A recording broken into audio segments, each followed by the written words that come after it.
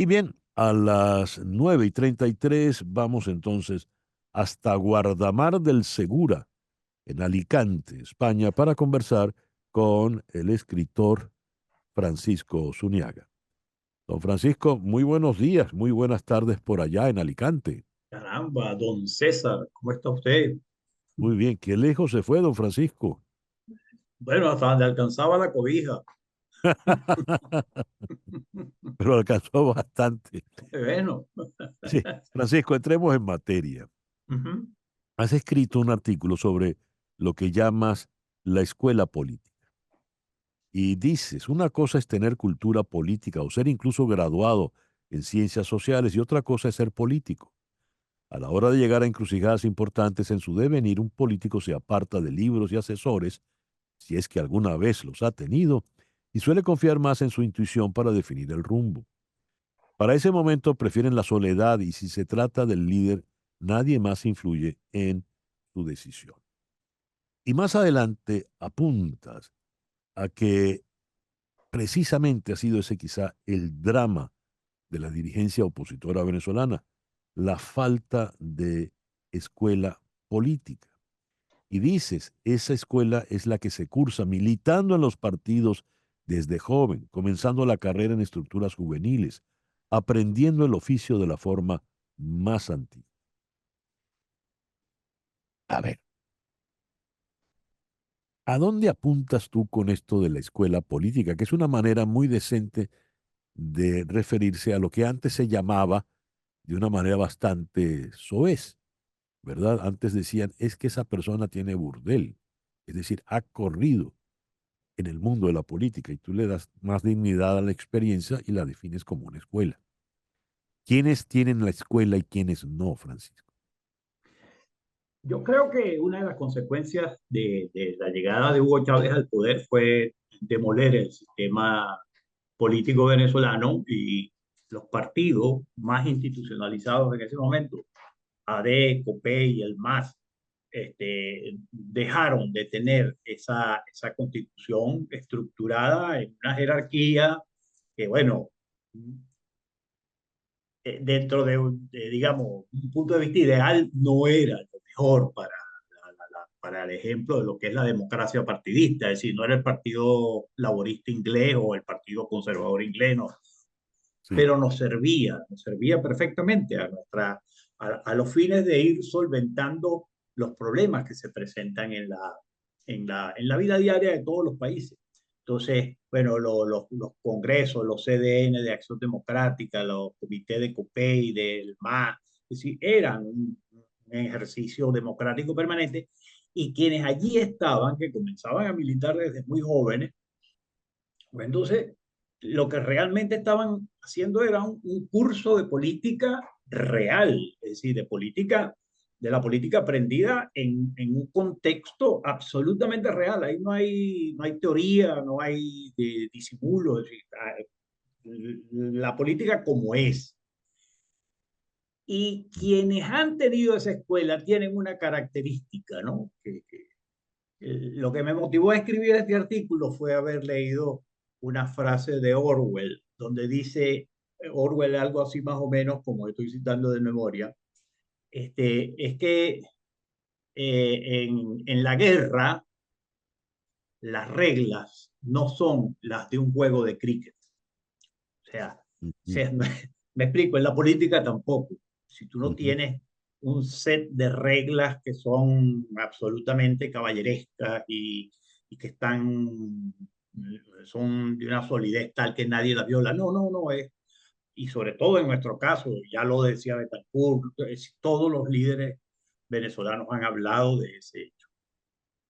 Ahora bien, esto se lo escribes evidentemente a propósito de la circunstancia por la que estamos atravesando en la oposición venezolana en este momento. Hay una fecha límite y hay que decidir un candidato. Se hicieron unas elecciones primarias donde resultó ganadora de una manera abrumadora y convincente la señora María Corina Machado.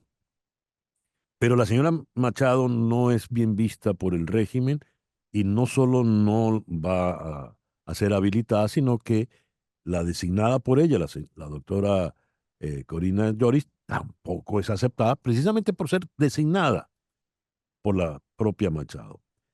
El señor Rosales no fue a las primarias y por lo visto cuenta con la buena pro del régimen. Y aludes a que este señor Rosales sí tiene escuela política, a diferencia de la señora Machado. ¿Por qué? No, no, no, yo no estoy diciendo eso exactamente. Es decir, María Bueno, Corina Machado tiene 20 años haciendo política. Ella ujú, tiene 20 años haciendo política en un contexto distinto. Ella tiene 20 años haciendo política sin una referencia como podía tenerla un militante de AD en el año 70, que tenía una referencia de un secretario general, un presidente, la figura Betancourt, Gonzalo Barrio. Es decir, ujú, quienes han hecho política desde que apareció Chávez hasta acá no han tenido esas referencias. Tampoco han tenido las organizaciones, ujú. tampoco han tenido la libertad con la que antes se podía operar.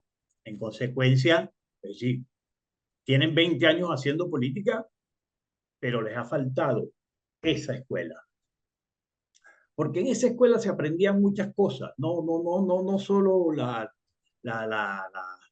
cuestiones zamarras o de la trampa, también se aprendían muchísimas cosas de gran utilidad y de, sobre todo, a ser muy pacientes en política.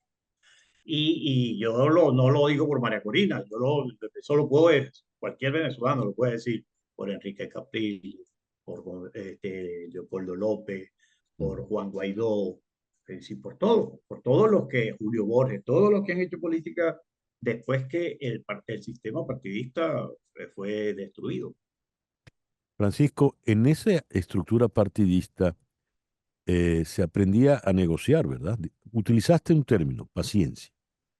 Y la paciencia y supone una habilidad importante para negociar. Evidentemente Rosales sabe negociar. Yo La creo que sí, señora, la señora Machado sabrá negociar, a tu entender. yo creo que también pero quizás ella tiene una otra escuela, ¿no? Ella tiene más la escuela que viene del ámbito privado, de otra, digamos, otras relaciones, ¿no? Ujú. También la tiene en el ámbito político, pero como te dije antes, en un contexto completamente distinto, ¿no? Es decir, una cosa que yo creo que la gente tiene que tener muy clara ahorita es que estamos en una dictadura,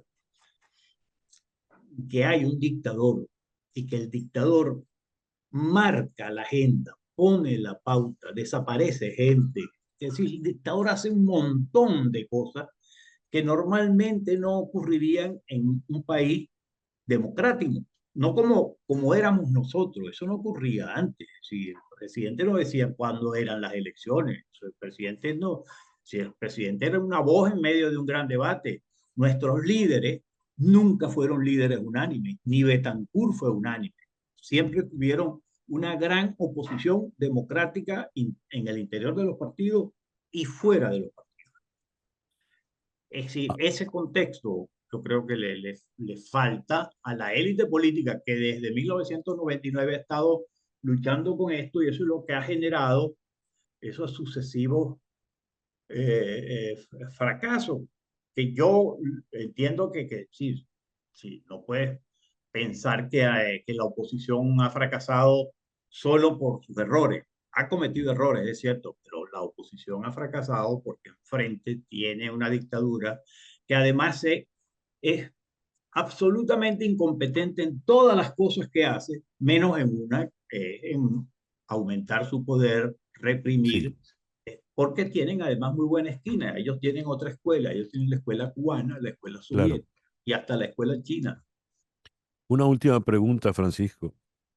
De lo aprendido en esa escuela, según lo aprendido en esa escuela, ¿cómo podría resolverse el entuerto actual?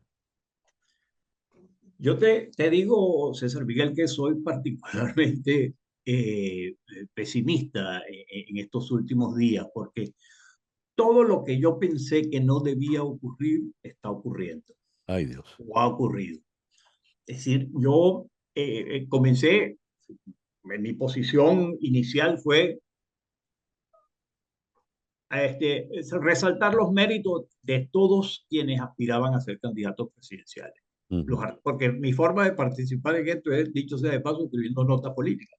Bueno, escribí notas políticas donde hablaba positivamente de Rosales, de Capriles, de María Corina, de Guaidó, de Caleca, y al final, cuando llegaron las elecciones primarias, bueno, dije, mire, yo voy a votar por Caleca porque a mí me parece que Caleca es lo mejor, es el mejor. Ujú. Cuando María Corina resulta electa, yo de verdad, verdad, dije, bueno, ahora viene un momento muy difícil, pero bueno, aquí no hay duda, la líder y la candidata es María Corina Machado. Entonces, incluso entre estos últimos artículos, escribí uno donde hablaba de que, bueno, oye, la orden que dio Nelson en Trafalgar, que cada quien cumpla con su deber, que cada uno haga lo que tiene que hacer. Entonces, todo está puesto en una reunión entre Rosales, perdón, la plataforma unitaria y María Corina. Bueno, reúnanse de una vez, sin tantas cosas, con tranquilidad, decidan lo que tienen que decidir y díganselo a los venezolanos. No es tan complicado si te pones a ver. No es tan complicado, pero pareciera que para ciertos sectores o ciertos actores protagónicos hay bastantes complicaciones. Muchísimas. Sí, lamento ser tan pesimista como tú, eh, Bueno, yo me he estimado. tornado pesimista. Yo arranqué siendo muy optimista y me he ido tornando pesimista. Espero que Bueno, ocurra algo que me haga retomar la ruta del optimismo, pero no ojalá, sé. ojalá sea Bueno, así. sí. Francisco, muchas gracias por estos minutos en el programa de hoy. Gracias a ti. Además, hacía tiempo que no te veía. Aprovecho para saludarte. Gracias, gracias, don Francisco. Un abrazo. Francisco Zuniaga, talentoso novelista venezolano y analista político, fue militante de Acción Democrática por muchos años y allí adquirió mucha experiencia diplomática. 9:45, una pequeña pausa. Al regreso, ¿habrán, habrá debates en Estados Unidos entre Trump y Biden? Esto es En Conexión.